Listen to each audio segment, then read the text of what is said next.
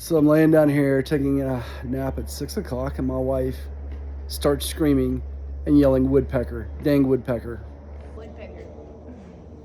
Oh, geez Louise. So the woodpecker, in a matter of 2 days, has done that to our beautiful cedar deck. Ed, I think I should get a telehandler. What do you think?